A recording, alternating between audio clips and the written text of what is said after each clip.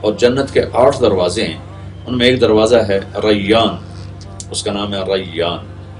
اس دروازے کو اللہ نے صرف روزے والوں کے لیے مخصوص کیا ہے، اور پہلی امتوں سے لے کر یہ امت تمام روزہ رکھنے والے افراد مرد عورت اس دروازے سے ان کو اندر بلایا جائے گا، اور اس کے بعد وہ دروازہ بند ہو جائے گا۔ وہاں روزے والے ہی اس میں سے گزر سکتے ہیں۔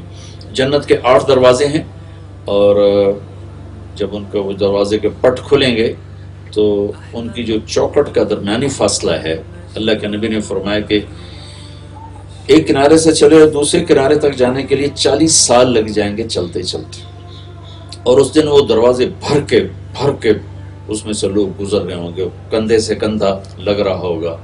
تو رش میں اگر کسی کو لائن سے ہٹا کر جلدی سے پار کرا دیا جائے تو وہ بڑا خوش ہوتا ہے، تو اس دن بڑا رش ہوگا، تو اللہ تعالیٰ روزے والوں سے فرمائے گا کہ آپ لوگ لائن میں نہ لگو، یہ دروازہ صرف آپ کے لیے ہے، آپ لوگ اس میں آ جاؤ، تشریف لے جاؤ۔ پھر دوسری جگہ فرض روزے کی آپ نے قیمت بتائی، لیکن اس کو 4 شرطوں کے ساتھ۔ من صان نفسہ فی شہر رمضان لم یشرب فیہ مسکر لم یعمل فیہ خطیہ ولم یقذف فیہ مؤمنا ببہتان۔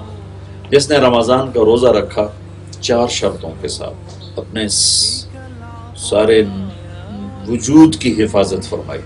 ہمارا عام طور پہ روزہ ہوتا ہے کھانا نہیں پینا نہیں، زبان آزاد ہے، آنکھیں آزاد ہیں، کان آزاد ہیں، تو وہ سارا روزہ وہ درہم برہم ہو کے رہ جاتا ہے۔ تو آپ نے فرمایا جس نے سر سے لے کر پاؤں تک روزہ رکھا، زبان غلط بولنے سے روزہ رکھ گئی، آنکھ غلط دیکھنے سے روزہ رکھ گئی، کان غلط سننے سے روزہ رکھ گئے، ہاتھ پاؤں ہر چیز وہ روزہ رکھ گئی، تو جس نے اس طرح روزہ رکھا۔ دوسری چیز، لم یشرب فیہ مسکرا، کوئی نشہ آور چیز نہیں پی، کوئی نشہ آور چیز استعمال نہیں کی،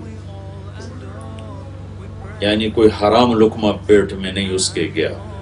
رمضان کے روزے رکھے رزق حلال پر، کوئی حرام اندر نہیں گیا۔ تیسرا، لم یعمل فیہ خطیئۃ، اپنے آپ کو کبیرہ گناہوں سے بچایا، اپنے آپ کو بڑے گناہوں سے بچایا اور اپنے حفاظت کی۔ کوئی ہو گیا تو فوراً توبہ کی، اور ایک کبیرہ گناہ کا خاص طور پہ ذکر فرمایا، وَلَمْ يَقْذِ فِيهِ مُؤْمِنًا بِبُهْتَانٍ، اور کسی پر بہتان نہ لگایا، کسی مرد عورت پہ بہتان نہ لگایا۔ اس کے ساتھ ایک حدیث یاد آ گئی، میرے نبی کا فرمان ہے، کسی نیک پاک دامن عورت پر کوئی فحاشی کی تہمت لگا دے اور پھر اس کے بعد توبہ نہ کرے، 100 سال مصلی بچھا کے بیٹھ کے بندگی کرتا رہے اور مصلی پر بیٹھے بیٹھے مر گیا تو بھی جہنم میں جائے گا۔ بہتان اتنی بڑی لعنت ہے، اور خاص طور پر نیک پاک دامن عورت پہ بہتان باندھنا ہمارے معاشرے میں عام ہے، عام ہے۔ ابھی چند دن پہلے ایک باپ میرے پاس روتا ہوا آیا کہ میری نیک بیٹی پر بہتان لگا کے طلاق دلواتی، آپ سفارش کرتے۔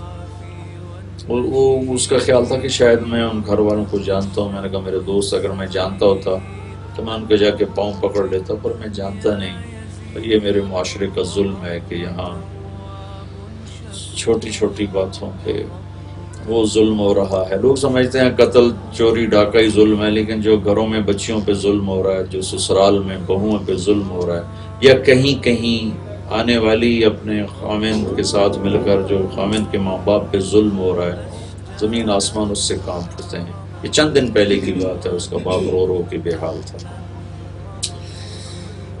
یہ میرے معاشرے کا ناسور ہے، پتہ نہیں کب صبح ہوگی۔